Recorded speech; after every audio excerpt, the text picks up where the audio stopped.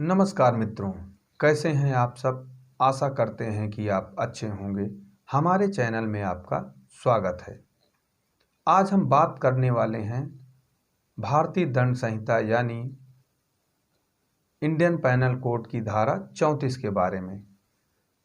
तो 34 क्या कहती है, यह किस सिद्धांत पर लागू होती है, इन सभी विषयों पर आज हम बात करने वाले हैं। तो आइए चलते हैं धारा 34 की ओर और जानते हैं यह क्या कहती है। धारा 34 सामान्य आशय को अग्रसर करने में कई व्यक्तियों द्वारा किए गए कार्य यानी act done by several person in furtherance of common intention.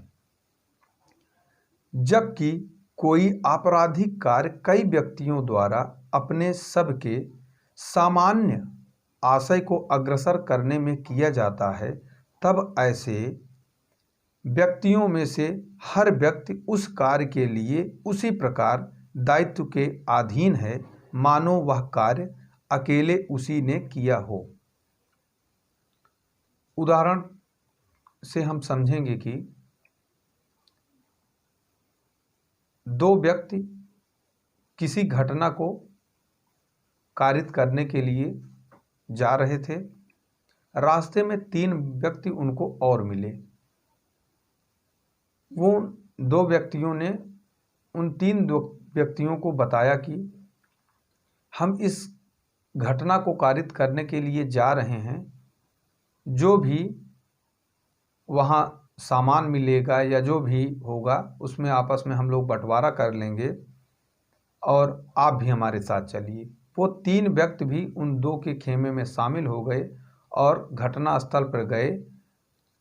पहले व्यक्ति जो थे उनको एक चौराहे पर लगा दिया गया, दूसरे व्यक्ति को बीच रास्ते में, तीसरे व्यक्ति को उस घर के सामने लगाया गया जहां पर वो घटना कारित करने वाले थे। और बाद में जब वो सभी लोग पकड़े गए तो पहले व्यक्ति ने कहा कि हम चौराहे पे लगे थे, इसलिए हमारा कोई भी इसमें हस्तक्षेप नहीं है, हम घटना ये 2 लोग किए हैं।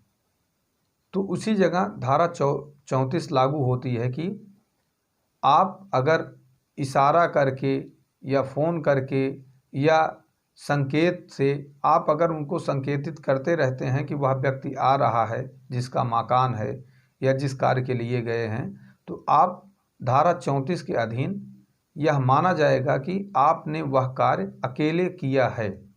तो आइए चलते हैं धारा 34 के आवश्यक तत्व जानते हैं। धारा 34 के आवश्यक तत्व: पहला, एक आपराधिक कृत्य। जो आप कार्य करने के लिए जा रहे हैं वह आपराधिक कृत्य होना चाहिए। दूसरा, कृत्य एक से अधिक व्यक्तियों द्वारा किया जाए। जिस कार्य को आप करने के लिए जा रहे हैं, पहला तो वो आपराधिक कृत्य हो और वह कृत्य एक से अधिक व्यक्तियों द्वारा किया जाए। तीसरा, कृत्य सामान्य आशय से अग्रसरण में किया जाए, मतलब कि सभी के इंटेंशन कॉमन हों। जितने भी लोग हैं उन सभी को पता होना चाहिए कि हम करने क्या आए हैं, क्या करना है हमको। यह सामान्य आशय होना चाहिए। चौथा, मानो कि कार्य अकेली उसी ने किया हो। अगर ये सब कार्य आपको आपके नॉलेज में हैं तो समझ लीजिए कि आपने उस कार्य को अकेले ही किया है।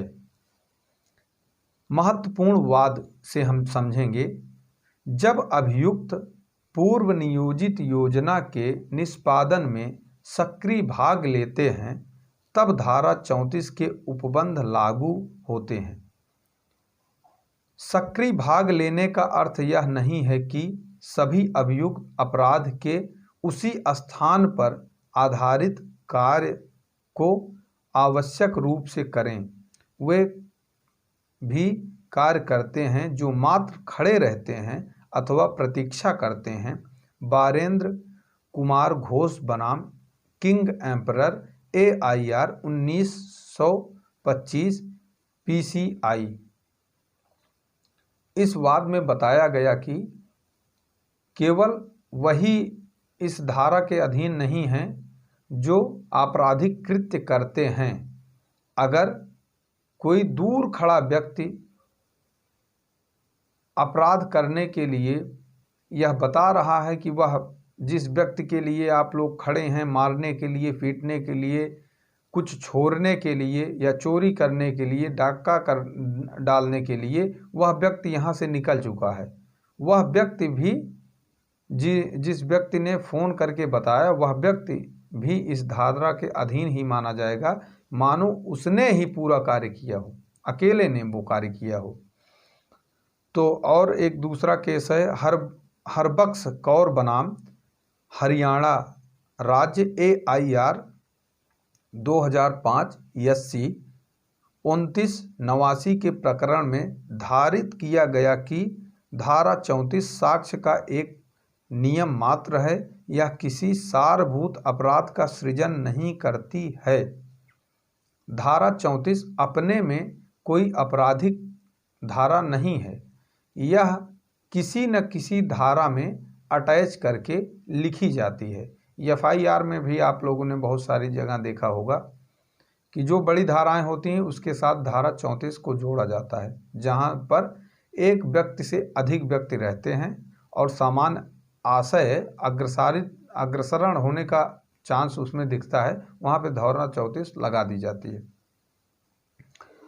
एक केस और देखेंगे हम लोग, महेश बनाम मध्य प्रदेश राज्य AIR 1958 SC 672 धारा 34 संयुक्त दायित्व के सिद्धांत पर आधारित है। महेश बनाम मध्य प्रदेश राज्य के मामले में यह बताया गया कि धारा 34 संयुक्त दायित्व के सिद्धांत पर आधारित है। एक केस और हम देखेंगे, महबूब शाह बनाम एम्परर 72 IA 148 AIR 1945 PC 118 धारा 34 को लागू करके दोषी ठहराने हेतु यह सिद्ध करना चाहिए कि आपराधिक कृत्य पूर्ण सुनियोजित योजना के अनुरूप किया गया।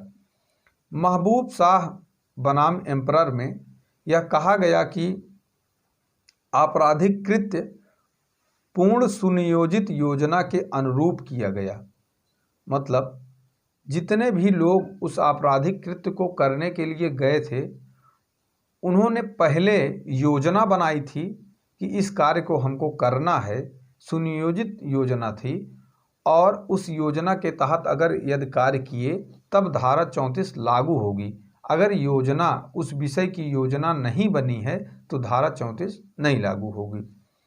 सामान्य आशय के निम्नलिखित अर्थ हैं।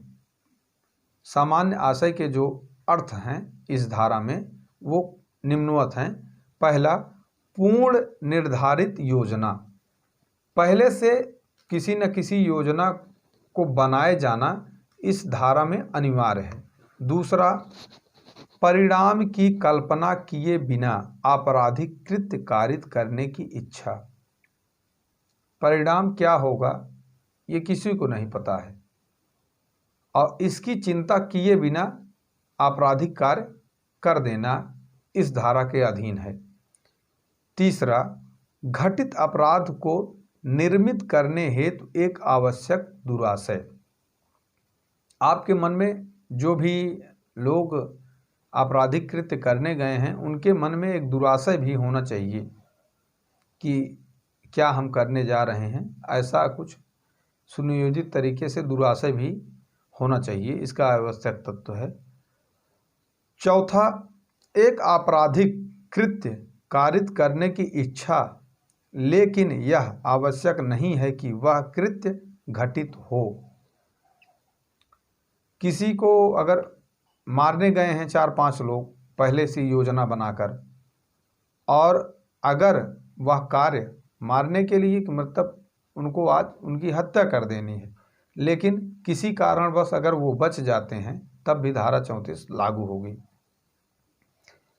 अब देखेंगे अभियुक्त की उपस्थिति का तत्पश्चात बिल्कुल नज़दीक से नहीं है, वह दूर भी रह सकता है, जैसे सचेत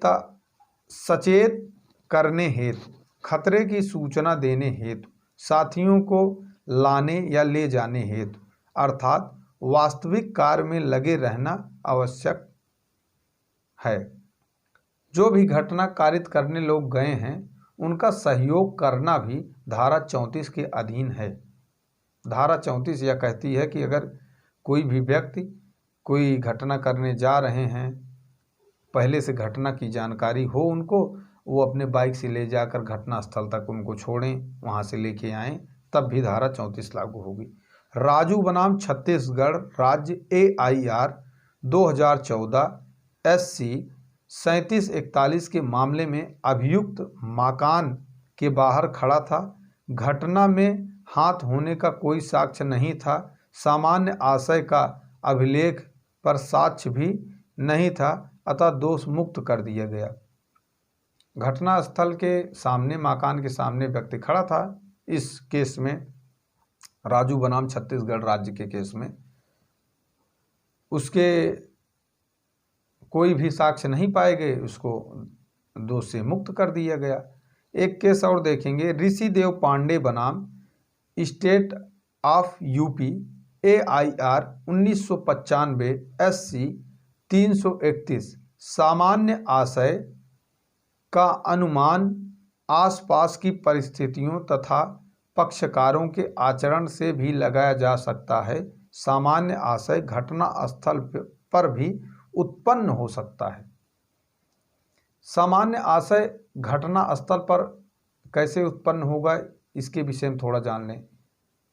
कोई व्यक्ति, दो या एक से अधिक व्यक्ति कहीं गए और किसी बाजार में मान लीजिए पहुँचे और तुरंत घटना स्थल पर खड़े हैं और पहला व्यक्ति दूसरे व्यक्ति को कहता है कि इनको आज मारना है या इनकी आज हत्या करनी है, और आप उनके साथ चल दिए, तब भी उनके आशय का सपोर्ट अगर आप किए, समर्थन किए, तब आप भी इस धारा के अधीन हैं।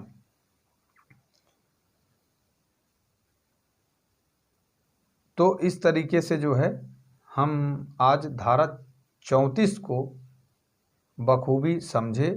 बहुत सारे केस भी हमने बताया आपको। तो इन केसों के माध्यम से जो ना समझ में आया हो, उन केस की स्टडी अलग से आप कर सकते हैं, नहीं तो कमेंट बॉक्स में लिख कर भेज भी सकते हैं कि किस केस को हम सही से बताएं आपको।